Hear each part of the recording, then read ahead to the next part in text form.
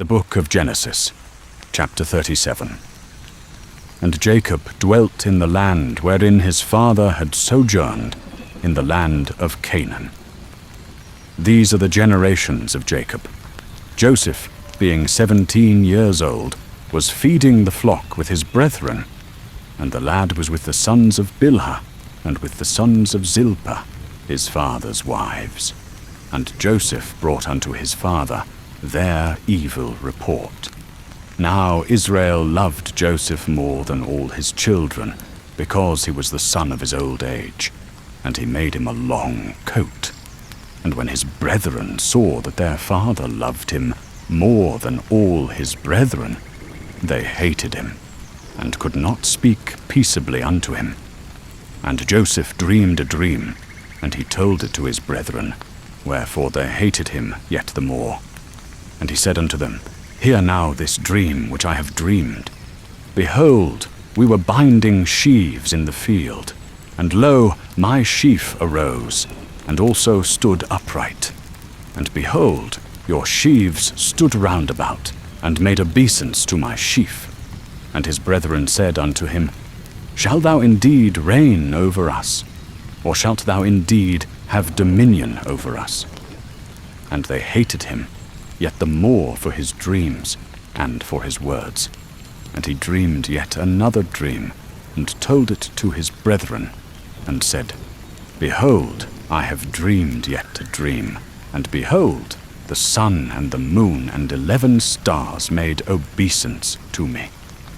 And he told it to his father and to his brethren, and his father rebuked him, and said unto him, What is this dream that thou hast dreamed? Shall I and thy mother and thy brethren indeed come to bow ourselves to the earth before thee? And his brethren envied him, but his father kept the saying in mind. And his brethren went to feed their father's flock in Shechem. And Israel said unto Joseph, Are not thy brethren feeding the flock at Shechem? Come, and I will send thee unto them. And he said unto him, Here am I. And he said to him, Go now, see whether it be well with thy brethren, and well with the flock, and bring me word again. So he sent him out of the vale of Hebron, and he came to Shechem. And a certain man found him wandering in the field. And the man said unto him, What seekest thou? And he said, I seek my brethren. Tell me, I pray thee, where they are feeding the flock. And the man said, They are gone from hence. For I heard them say, Let us go to Dothan. And Joseph went after his brethren, and found them in Dothan. And they saw him from afar, and before he came near unto them, they conspired against him, to put him to death. And they said one to another, Behold, this dreamer cometh. Come now, therefore, and let us slay him, and cast him into some pit, and say, A vile beast hath devoured him, and we shall see what will become of his dreams. But Reuben heard it, and delivered him out of their hands, and said, Let us not take his life. And Reuben said unto them, Shed no blood, but cast him into this pit that is in the wilderness, and lay no hand upon him, that he might deliver him out of their hands, to restore him to his father. And it came to pass, when Joseph was come unto his brethren, that they stripped Joseph of his coat, the long coat that was on him, and they took him, and cast him into a pit. And the pit was empty, there was no water in it.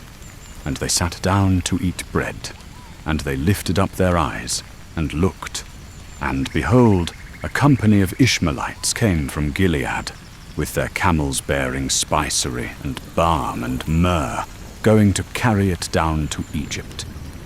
And Judah said unto his brethren, What profit is it if we slay our brother, and conceal his blood?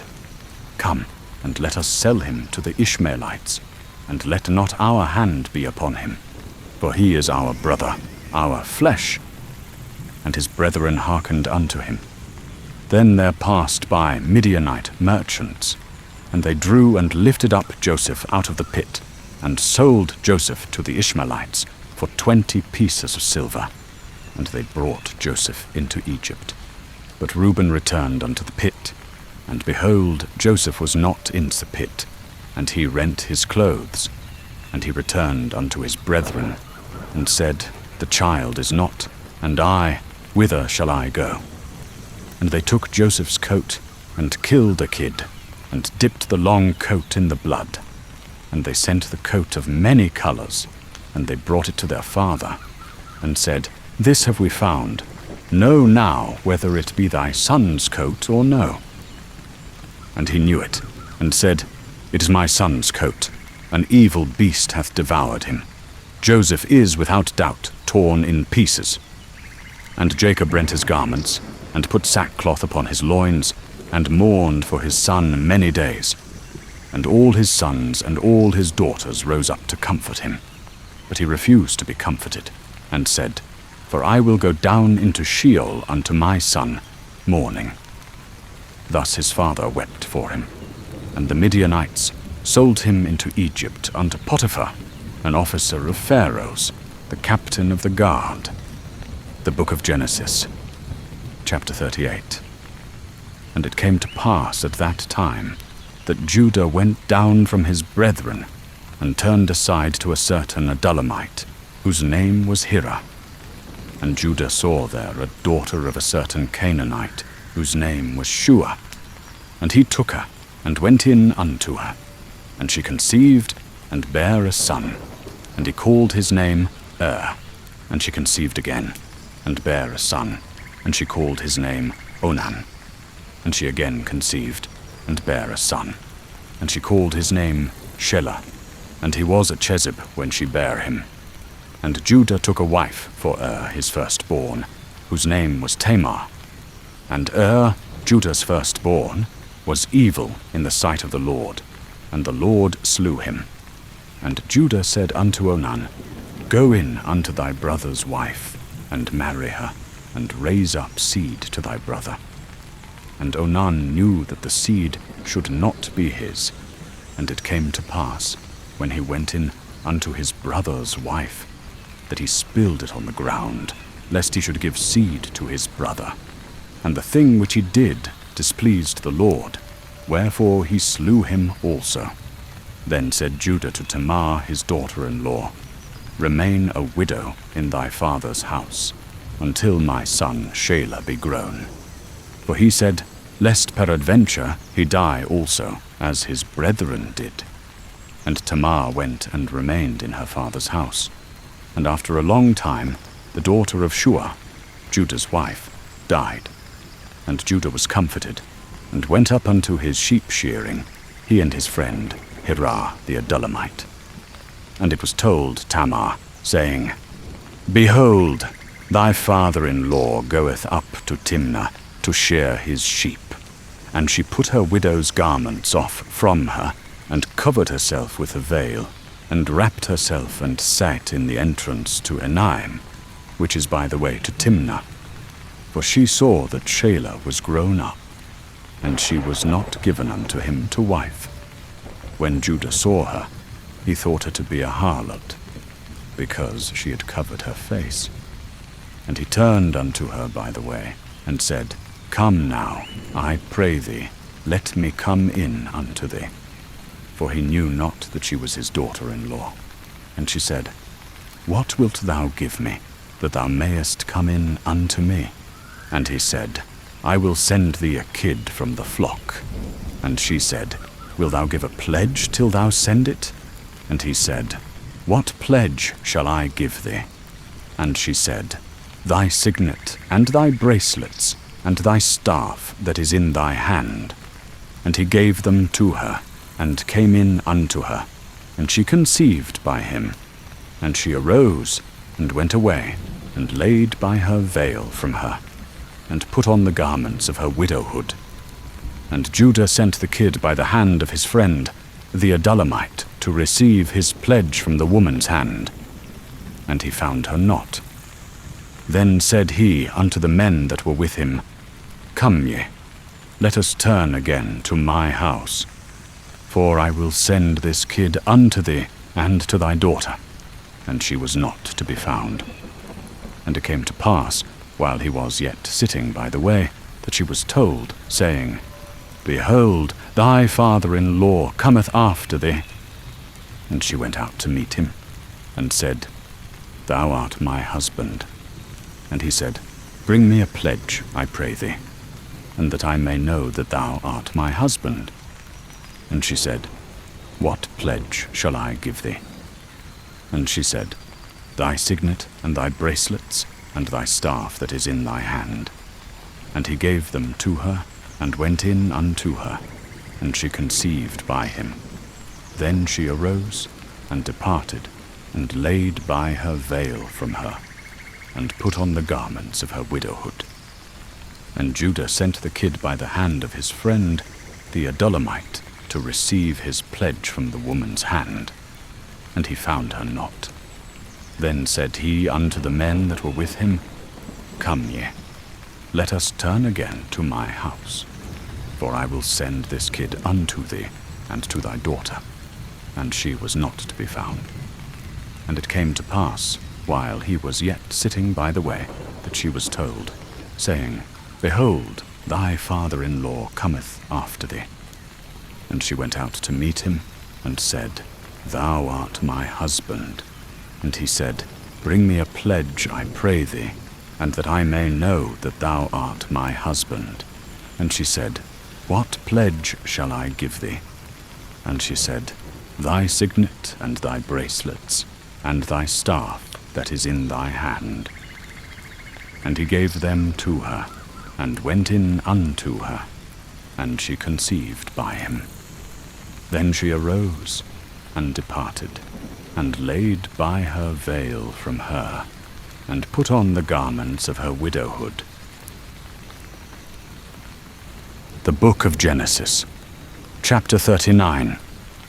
Now Joseph was brought down to Egypt, and Potiphar, an officer of Pharaoh, the captain of the guard, an Egyptian, bought him from the hands of the Ishmaelites, who had brought him down there. And the Lord was with Joseph, and he became a prosperous man, and he was in the house of his master, the Egyptian. And his master saw that the Lord was with him, and that the Lord caused all that he did to prosper in his hand. And Joseph found grace in his sight, and served him. And he made him overseer over his house, and all that he had he put into his hand. And it came to pass from the time that he made him overseer in his house, and over all that he had, that the Lord blessed the Egyptian's house for Joseph's sake. And the blessing of the Lord was upon all that he had, in house and in field. And he left all that he had in Joseph's hand, and he knew not aught that he had, save the bread which he did eat. And Joseph was a comely person, and well-favored. And it came to pass after these things, that his master's wife cast her eyes upon Joseph, and she said, Lie with me. But he refused, and said unto his master's wife, Behold, my master wotteth not what is with me in the house, and he hath committed all that he hath to my hand. There is none greater in this house than I, neither hath he kept back anything from me save thee, because thou art his wife. How then can I do this great wickedness, and sin against God? And it came to pass, as she spake to Joseph day by day, that he hearkened not unto her to lie by her, or to be with her. And it came to pass about this time, that Joseph went into the house to do his business, and there was none of the men of the house there within. And she laid hold upon him by his garment, saying, Lie with me. And he left his garment in her hand, and fled, and got him out. And it came to pass, when she saw that he had left his garment in her hand, and was fled forth, that she called unto the men of her house, and spake unto them, saying unto them, See, he hath brought in an Hebrew unto us to mock us. He came in unto me to lie with me, and I cried with a loud voice. And it came to pass, when he heard that I lifted up my voice and cried, that he left his garment with me, and fled forth without. And she laid up his garment by her, until his lord came home. And she spake unto him according to these words, saying, The Hebrew servant, whom thou hast brought unto us, came in unto me to mock me.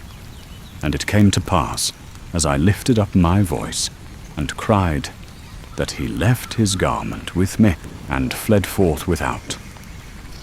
And it came to pass, when his master heard the words of his wife, which she spake unto him, saying, Even thus did thy servant to me, that his wrath was kindled. And Joseph's master took him, and put him into the prison, a place where the king's prisoners were bound, and he was there in the prison. But the Lord was with Joseph, and showed him mercy, and gave him favor in the sight of the keeper of the prison. And the keeper of the prison committed to Joseph's hand all the prisoners that were in the prison, and whatsoever they did there, he was the doer of it. The keeper of the prison looked not to anything that was under his hand, because the Lord was with him. And whatsoever he did, the Lord made to prosper.